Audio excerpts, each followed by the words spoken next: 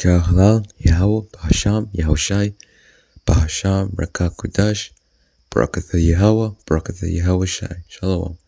Double honor to Elder Jim and Spirit Wisdom. Shalom. Daniel chapter 7, verse 6. After this I beheld, and lo, another like a leopard, which had upon the back of it 4 wings of a fowl. The beast had also 4 heads, and dominion was given to it. So, Alexander the Great is in the scriptures. Daniel chapter 7, verse 6. The leopard. So the leopard is Alexander the Great, the Greek Empire.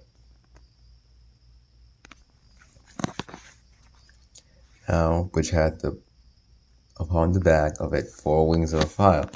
When Alexander the Great died, his kingdom was spread amongst 4 of his generals: Antigonus, Seleucus, Ptolemy, Cassander. Here are their names: Ptolemy, Cassander, Seleucus, Antigonus. When Alexander the Great died suddenly at 33, he left no clear successor, and his 4 generals assumed control of different regions of his empire, which were also known as the Diadochi. 4 heads. His kingdom was split amongst 4 generals. And you can read about in the book of Flavius Josephus, book 11, chapter 8. Scroll down. And you can see in here, Alexander the Great was told about with the Greeks being in the book of Daniel. And you can read up for more detail. And when the book of Daniel was showed him, wherein Daniel declared that one of the Greeks should destroy the empire of the Persians, he supposed that himself was the person intended. And as he was then glad, he dismissed the multitude for the present. But the next day he called to them and bid them ask what favors they pleased of him. Whereupon the high priest desired that they might enjoy the laws of their forefathers and might pay no tribute on the 7th year. He granted all they desired, and when they entreated him that he would permit the Jews in Babylon and Media to enjoy their own laws, he willingly promised to do hereafter what they desired. And when he said to the multitude that if any of them would enlist themselves in his army on this condition, that they should continue under the laws of their forefathers and live according to them, he was willing to take them with them. Many were ready to accompany him in his wars. Well, he was willing to take them with him, so he was willing. Many were ready to accompany him in his wars. So many of the Israelites were ready to accompany him in his wars, and he was willing to take them. So, how many Israelites could have joined his army? Alexander the Great.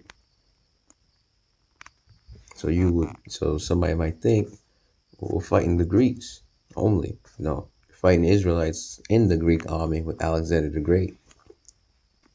The Israelites mixed in the army of Alexander the Great.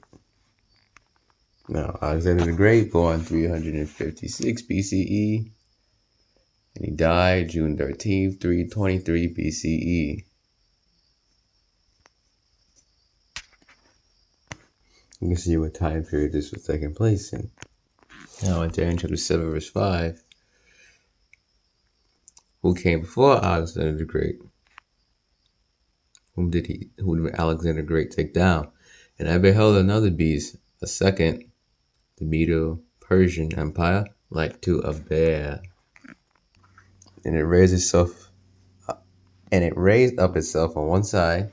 So the Medes came first of the Medo-Persian Empire, but the Persians was more exalted. Persians was mightier, and it raised itself up on one side.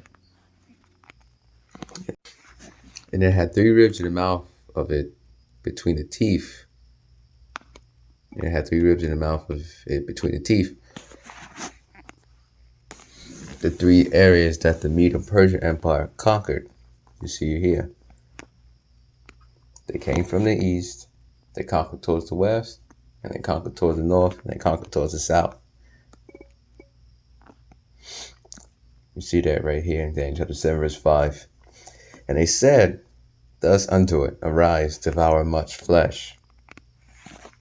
The Medo-Persian Empire conquered many regions. Arise, devour much flesh. And then the next empire to come was the Greek Empire, with Alexander the Great, Alexander the Greek. And you can go into more history in depth with wars on how Alexander the Great, Alexander the Greek, how the Greeks took down the Medo-Persian Empire, and how that played out. All right, see, when Alexander, referring to Alexander the Greek, was a teenager, his father hired Aristotle to be his private tutor. He studied with Aristotle for 3 years, and from Aristotle's teaching, Alexander developed a love of science, particularly of medicine and botany. Who taught Alexander the Greek? Slakia, it says, who taught Alexander the Great Greek? Philosopher Aristotle. So who taught Alexander the Great?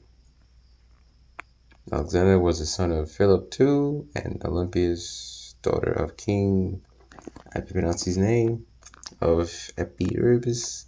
From age 13 to 16, he was taught by the Greek philosopher Aristotle, who inspired his interest in philosophy, medicine, and scientific knowledge. So who taught Alexander the Great, that famous Greek?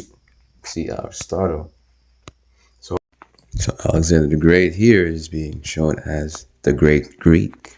Oh, Alexander the Great is in the scriptures. With that, shalom. With that, shalom. Kal halal, Yahweh, Bashem, Yoshai, Bashem, Bakal Kodash, Brakatha Yahweh, Brakatha Yahweh, Shalom. The Ba'at, the other Jim is great, Shalom.